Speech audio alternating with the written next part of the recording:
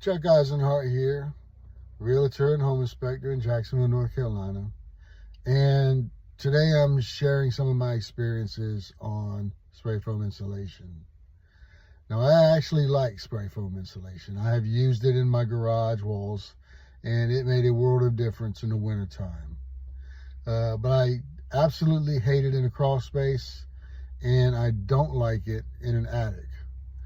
Now, there's two forms of spray foam insulation. You got closed cell, which is really rigid, really tough, dense. And then you got open cell, which is really soft enough to where you can poke your finger through it. Now, in an attic, they typically use the open cell. And what they do is they spray the underside of the whole roofing system. So much so that as a home inspector, I can't see anything. I can't see the bottom of the roofing, the OSB. I can't see the top of the trusses. And so there's nothing for me to inspect. So if it's leaking and getting rotten, there's no way to know. Using open cell, they say that water will just drip right through. But in my experience, it still takes a while. You know, it's going to take a lot longer to make its way through that insulation versus, it just being bare underneath and that water can drip right off.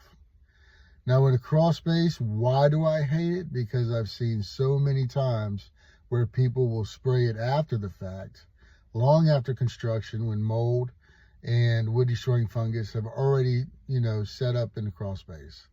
And once they do that, whatever moisture level is in that wood, it's trapped. It's not going to be able to go anywhere. And the mold and the wood destroying fungus can just sit there and do its thing and, has no chance of ever drying out. And I have seen, really big, expensive houses have to have the entire floor system ripped out and replaced because of this. Now, if, the floor system was made of treated wood, that's a different story.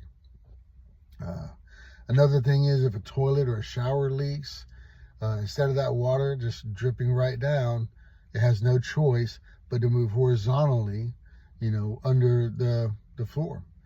And that's because that closed cell, when it cures, it almost forms a shell around it. And now it's not, waterproof, but it's really hard for water to make its way through that insulation.